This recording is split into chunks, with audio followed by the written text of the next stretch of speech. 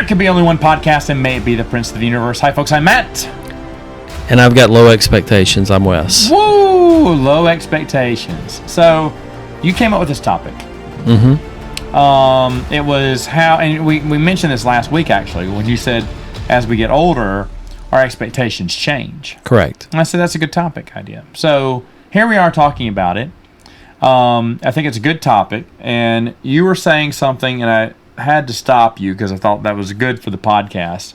And you were saying, explain how you told me how we're getting older and what that means for how we view things. Yeah, so I was just saying, like, with us being in our mid-40s now, closer to the end of that spectrum for sure, that, like, we have this pull on nostalgia, which is what we talk a lot about on this podcast. True. And our expectations are so high for that. And I feel like part of that is because we have been given the ability to experience things that we did not think were possible when we were at a very impressionable age with this. True. And how, like, that's desensitized us to things, and kind of it's easier to say, well, this isn't as good as this because, and they have a ton of reasons. And I'm not saying that there's anything wrong with pointing out what they don't like. It's more about saying, well, what can we do to improve that? And what can I do to vote for a change, which is obviously we always talk about vote with your wallet. If you don't want to support something, exactly. And you talked about that. Yeah. Yeah, but why is it we are so subjectively tied to our past that we cannot let it go? And we're angry because it's not the way it used to be, but nothing is. That's every old generation, right? Sure. Back in my day, it's like we had it much better than you guys, or you can't complain, we had it much worse, or whatever. But, you know, and I do think I do think the world, even though technologically probably wasn't better, but without the internet, we had fun. Well, I'm glad I grew up without the internet as a kid. I'm glad I had that experience. I kind of think that my dad and my grandfather probably had it better because they grew up without TV. My grandfather did. TV didn't come along until he was middle-aged too, you know? Sure. So that would have been a wild world, a world without TV. Now, I can't imagine a world without TV, Saturday morning cartoons, stuff like that. But he could, and it probably was really fun. There probably was great stuff. And the reason we have so much fond memories is because you're correct. We were young, very impressionable, and everything was still new. There's not that much new out there, so we pine for those older days where stuff was still new. Experiences were still new, because you were still doing new things when you got as a teenager that you couldn't do back in grade school, you know, and that you were a teenager, then you went to college, and you were doing new things that you didn't do at high school. So that newness kind of wore off slightly after college, because there are still some new things left to go. Right. But after there, spoilers for anyone who's still in college, it doesn't change. Your life doesn't go through that many changes that much afterwards. I think the trick of that, some changes there too, no doubt. But that no one teaches you in life is you are always going to pay dues, no matter how successful you are, unless you're upper echelon. You're going to have to eat some poop and pretend it's chocolate, and it doesn't matter how long you've done it, because that's just part of it. But here's what I was going to say to what you were talking about. A good friend of mine talked about, you know, back in the day when people actually released music a certain way, you may have 3 songs out of an album that you liked, and it was a lot of filler, and a lot of that helped kill the music business. And it's kind of what we talked about streaming. There's a lot more filler than killer with that. Exactly. But with those 3 songs, you build a catalog of something where when you hear that or you see that group or artist, it takes you back and makes you feel young. Yeah. So I think a lot of this chasing the nostalgia for us with this geeky, whatever culture you want to talk about, what we're talking about, is it just can't do it. Like our expectations are just too high. Yeah. And we've seen too much of, well, this is good and this is good, so let's put this Frankenstein monster of these superhero collaborators or science fiction collaborators, and it just will not work. There's no perfect nostalgia. It just doesn't exist. Yeah. And it can't, because it can't relive that one moment that you had, and you can't hope for that either.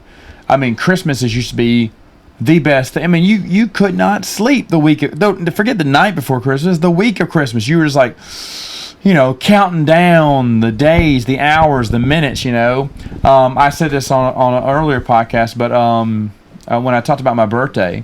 Your birthdays used to be a big deal. Who's coming over? What are you doing? Even when you got older, what are you doing? Now I don't do nothing. And it doesn't hurt my feelings. I don't grump about it. I try not to make a big deal out of it, because it would hurt my feelings. Sure. If I was like, well, it's my birthday and I did really nothing. I went to Dairy Queen and had a peanut butter parfait by myself on my birthday. All right, trying to make too big a deal out of it, celebrate a little bit, but you sound like you should have took a picture with Eeyore. I probably should have, pinned the tail on that donkey, but pretty sad. But not every the birthdays aren't going to be as big as they used to be. Big day with your friends. Yeah, that's how people get caught up in different.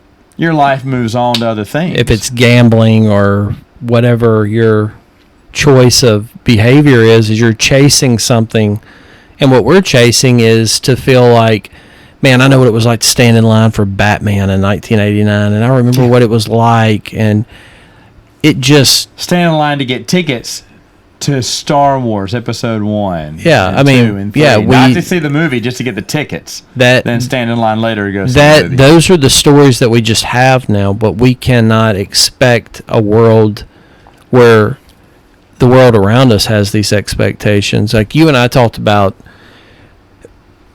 being somewhat older guys, and we would rather, if we're going to wait for our food in a drive-through for 20 to 30 minutes, we might as well just take 20 or 30 minutes and prepare it at home. I would rather, because the aggravation of sitting there and this waiting and the expectation of that is so upside down now.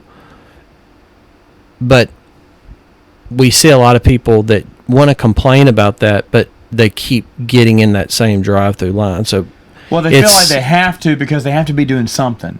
It's Cinco de Mayo. I got to go to a Mexican restaurant. Guess what? I don't.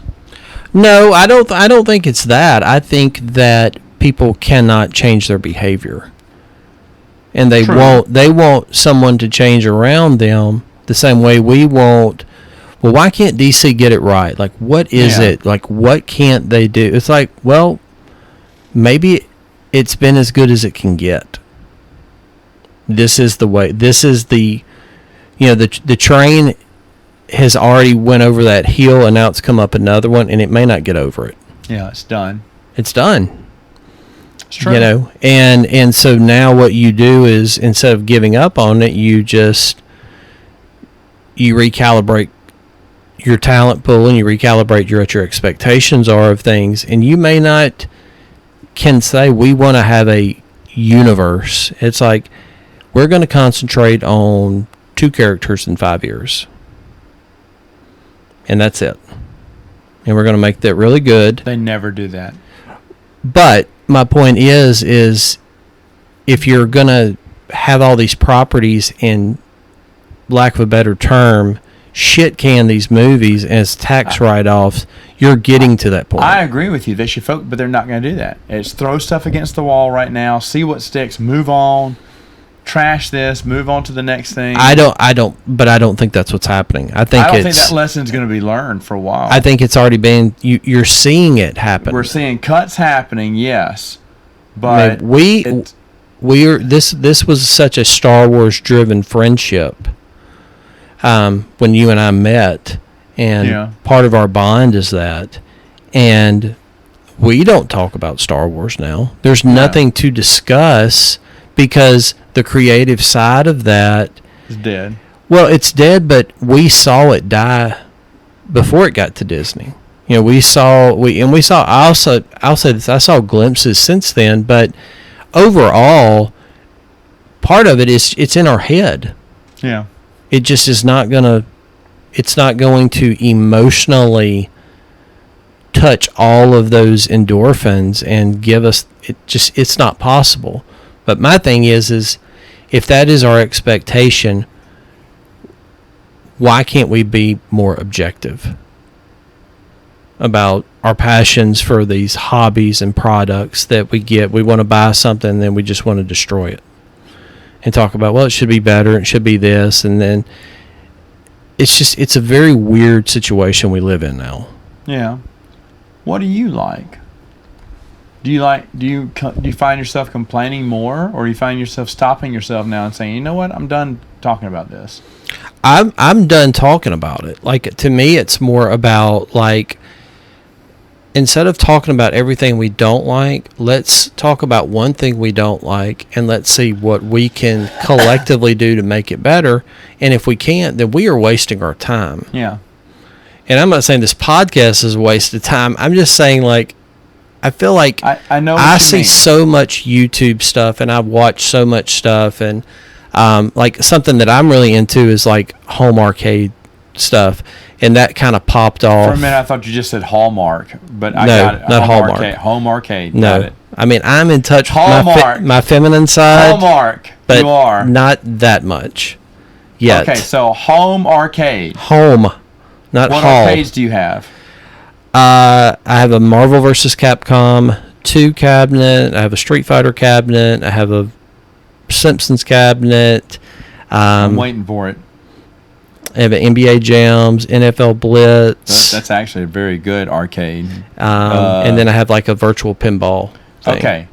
I want Teenage Mutant Ninja Turtles. Well, I have Teenage Mutant Ninja Turtles on my Simpsons cab. Oh, really? So you can come play. Oh, definitely. I would in the air conditioning. That's another plus there. And we'll even have Dr. Pepper and not Mr. Pip. We're going to blow it out. There we go. I love that. I love that game. I mean, that ate most of my quarters. So what I'm saying, why can't games be more like Teenage Mutant Ninja Turtles? I'm kidding.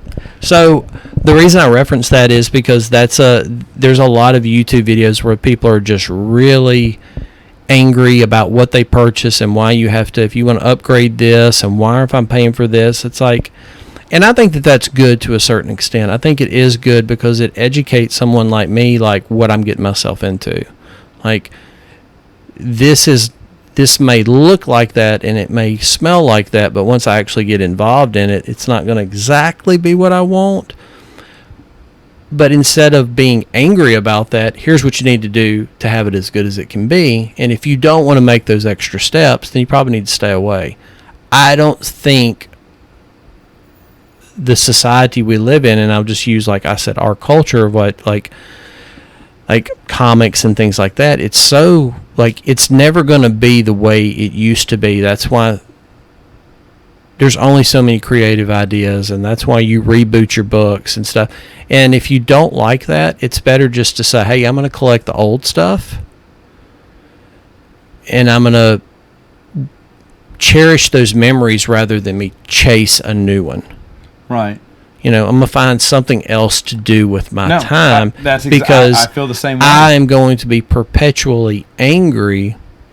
And, you know, and I know that one of our favorite topics is how upset I was at Revenge, and when we went to see the Star Wars movie, and I said, I'm never going back. But I did go back. Yes. And partially I went back because I was seeing a girl at that point who was into Star Wars with me. So, you know, if there's anything that's going to bring somebody down, it's going to be that. But, you know, I was guilty of wanting to feel the way I used to feel. And I put those expectations on myself. Yeah, Disney may have done that, but I should be smart enough to know there's nowhere, this is just not possible. Yeah. So you don't get your hopes up when they're rebooting a series or bringing back a long-awaited sequel or whatnot, because rarely does it ever play out. I think Top Gun 2 was amazing. I was shocked. I did not think anything. I did not have high expectations for it. Yeah, I think that's a very rare example. Yeah, I think it is basically 1 out of 10 is going to give you that feeling. Yeah. And instead of being upset about those 9, just kind of know it going into it, and know what to expect, and kind of enjoy how it's not that good, and go, oh man, if they could have done this. And that's how everything we talk about is, what if we did this? Your choose your own adventure books that you talk about on your other podcast. I just feel like that the negativity side, and I'm not telling people to be overly positive, because believe me, my expectations of humans are pretty rough. But I think it's more about just looking at things and saying, this is why I make the choices I make now, because this is what's around me. Yeah. You know, it's kind of like we talked about, what are you willing to pay for on a streaming service, and what's that worth? And it's not about just gobbling everything up. It's like, hey, what is really out there that interests me? But we feel like we have to have everything. And there's some kind of psychological thing that we're chasing in that, rather than backing away from it and going, like, is this even healthy for me to be into anymore? Right. Or am I just going to be crushed? Right. You know, how many times do you have to send off your books to be graded with the expectation of what they're going to be, and then not get that and be completely upset about it before you go, you know what?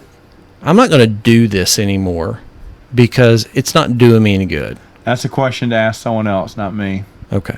But are you saying that if we go and we sit down at a dinner with Wayne, we're going to regret it? Because it's not like it used to be.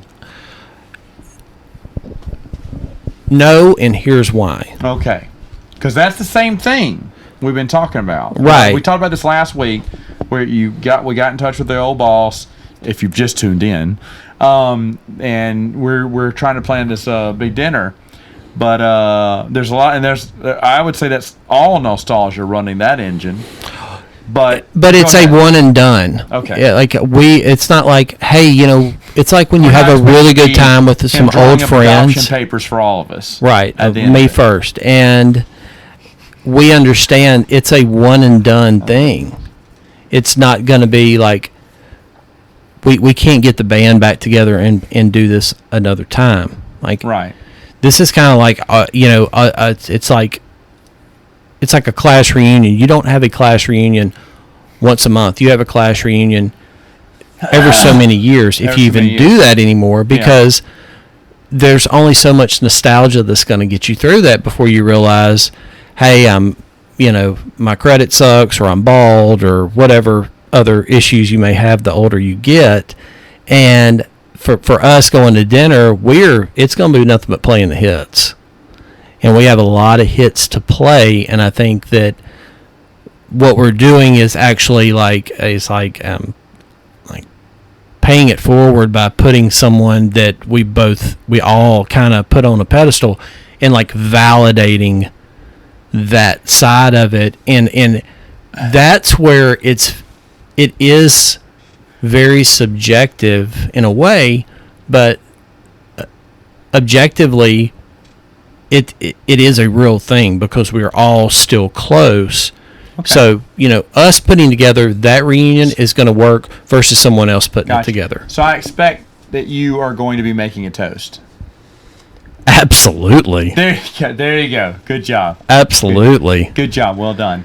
All right. So it will be the Hall of Fame speech of Hall of Fame speeches. Oh my goodness. Not a dry. All right. I'm looking forward to it. Yeah. But if we pull it off. So going back, because I'm picking through this nostalgia and things that we both said before. I went through and watched all the Super Friends cartoons. Yes. I believe you did too. Yes, we talked about it at length. I had a great time, for that podcast. I had a great time. We had some really good laughs. For me, it's not that good of a show as it was when I was a kid. But I loved watching it for different reasons now. Would I go back and watch it again? This is weird because I enjoyed it the first time because it's all the superheroes together. Sure. And who doesn't want to watch that cartoon? This time, going back through it, we had so many laughs. Like, honestly, season 2, that if I was to watch anything ever again, it'd be that one with the public service announcements. Right. That's just great. A little kid just lighting one up before he goes at the bat, running to the bases. Superman stops and goes, you shouldn't smoke. Dude, the kid's lighting one up in front of you, Soups. You're not going to do anything? You're not going to slap it out of his face? No, because it was the 80s. Right. Or 70s. It was the 70s, then, yeah. actually. You lit one up. You would slap him in. If it was real life, you just wouldn't slap him on a cartoon. I'm telling you what. But, I mean, it was just fun watching the silliness there, and I really did enjoy it. But then again, it's not as good. And then I've rewatched some cartoons from my time that I loved back in the day. Some are good. A lot of times Hanna-Barbera can never steer you wrong. It's still funny today, right, as it was back then. And then some are bad. I don't know if you ever rewatched Darkwing Duck, but it sucks. Well, I think that the expectation of wanting something to always stay in a box and it giving you that same feel every time is very unhealthy. I agree. Regardless if it's a personal relationship or professional relationship, it's this emotional tie to Star Wars or comics or sports or something like that. Or like I said, these arcade games where people are like, they're angry that it's not the way they want it, but sometimes that... I was just saying, you approach nostalgia with an open mind and an understanding that it's not going to live up to those original expectations. And it still may be enjoyable, like watching Super Friends was, like playing the arcade game is. You're not going to be slamming the buttons down, kicking and cussing well, maybe you are, the arcade for killing. No, you're just happy you got to play now. It's a different reason. Correct. Your enjoyment has matured on whatever it is you're enjoying now, whether it be arcades, watching old TV shows, old movies, stuff like that. Yeah, this movie's really cheesy. Yeah, the special effects are really dumb. But you know what? You still had fun. No, you weren't scared like you were as a kid because now you can see it's all fake or whatnot. So there's a mindset you can have when exploring and enjoying nostalgia, but you shouldn't go in there thinking, this is, it's tough to say. It's easy for me to say that, it'll never get better than this. Well, I mean, it quite possibly could. You're just not going to allow it. Well, I think that there's just a point where everything, you can only put so much air in the balloon, and you either stop putting air in it, and the better and stronger that balloon is, the slower it's going to come down, or you pop it. And I feel like everything has been popped. Everything we're putting air in has a hole in it, and it just is not going to be there anymore. So refocus your expectations, and kind of you have to go, this is what it is, and go back and revisit the things that you enjoyed. And if you want to be involved in what's currently going on, you almost have to be a bystander rather than feel like it's not targeted toward us. This is not a hardcore product anymore. Yeah. We're not the target of all these reboots anyway. Right. And the fact that they're trying something that's already been done, and there's a return on investment that they have completely gotten into where there is no return on the investment. And I think that's where some people miss the point. The reboot, the remake, it's not what you like, but it's not made for you. Correct. Oh, they don't like us as fans. No, they just want the younger generation because that's the one that's going to be the longevity for the thing there. Are they making a shoddy product? Yeah, probably so. I'd say definitely in a lot of cases. I don't like hardly any reboot. Right. But at the same time, they're just saying, hey, it worked once. Let's try it again. You could say that people say Hollywood's creatively bankrupt.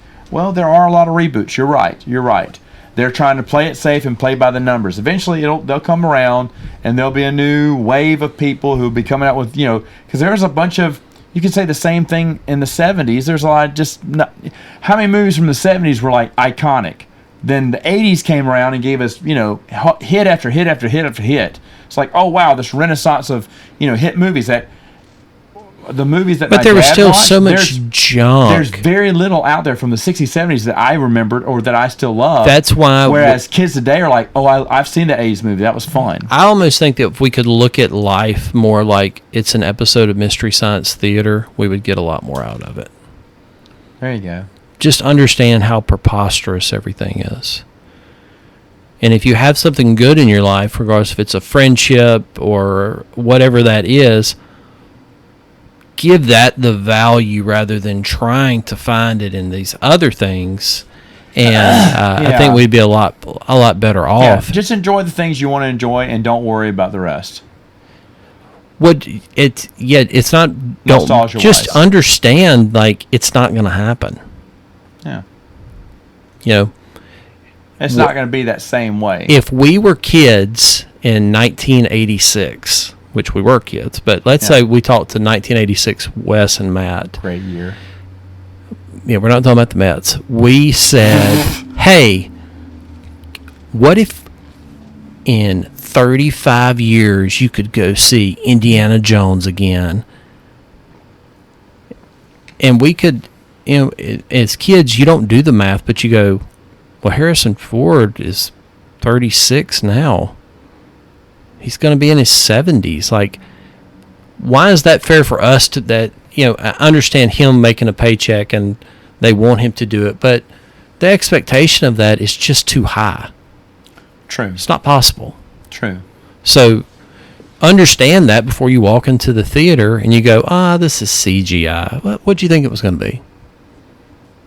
Yeah. Most people rely on it, and it does look fake now. I mean, oh well. It's not something new. It was something new when Jurassic Park came out. And we're like, oh my gosh, they found a real dinosaur. I agree with that too. Everybody talks about the CGI just doesn't look real. It's like, dude, it's CGI. It doesn't trick you anymore. You've seen it. Yeah, it's not gonna. Yeah. Like it's a McDonald's hamburger. It's more plastic and whatever inside that. That is not what you think it is. Just understand that's what it is. It's not what you want it to be. There you go. Threw some McDonald's references in there. Didn't see that one coming. Well, I'm loving it. Did you get a Grimace shake, by the way? I did not. Off topic. You didn't want that purple monstrosity with a Big Mac and fries? No thanks. Now, if they had Purplesaurus Rex Kool-Aid, I might would have went for some of that. You might would have gone for that. Yeah. The Purplesaurus was your jam. Yeah. Interesting. Mm-hmm. I remember Purplesaurus Rex. Yeah. Wow, that was even more random there. Call out. But can't you get Kool-Aid grape and have the same thing? No, you can't, because it's not going to be that again. Purplesaurus Rex will never be the same. Correct. That's great. That's great. That's great. That's great that you miss stuff like that. Yeah. And I'll be honest, there are some unique like. I still want my kids to try Mr. T cereal. I bet it was just Captain Crunch. Yeah. Shaped in T's. Yeah. If I recall, that may have been the taste of it. Yeah, it's just corn. Yeah, just corn. Thanks for just popping the bubbles. Popping them balloons. This is a reality check for all of us. This is what this podcast is now. It's a reality check. Yeah, what is this podcast about? That's what I need to know. About realizing it's not what you hope it's going to be. That's true. Which is foreshadowing life. Real quick, I got a quick question here. Yes. What arcade game are you looking at next to add into the West collection? Or is there a dream arcade you're looking for? Well, no, I have a good friend of mine that he's kind of like my tech guy, and he's the one that kind of can understand how to do all the computer stuff with these, and he side loads the games, and that's kind of what we're doing. Yeah, I'm kind of at a point where I don't have any room in that room. No, that's smart. So you just combine the program into several. Yeah. So there's enough where you see the machines and you go, oh, I remember seeing that, or I remember seeing that, but they have more to offer, because there's a point where it's kind of already preposterous that I have that in my place, but we all have odd things. Yes, we do. But yeah, I'm at capacity. I'm trying to think like an adult. There you go. About having a home arcade. There's nothing wrong with a home arcade, though. Thank you. It's actually kind of fun. Okay. Unless you should come over. I should come over. Yeah, I'm glad. I got the invite. Mm-hmm. now. Play some Ninja Turtles. I can't remember the X-Men Capcom. I think I played that one too back in the day. Is that the 8-player? It was a 6-player. It was like a big Konami. Because I remember that was a big deal back then. It's like, how can you get more than 4 around it? Whoa, 6. Yeah, it had 2 screens in it. That's right. I do remember that. Yeah. Oh, man. Back when arcades you thought were cutting technology. Yeah, it was like the size of a waterbed. Wow. And just as fun. All right, folks. We'll see you next time on Princes of the Universe.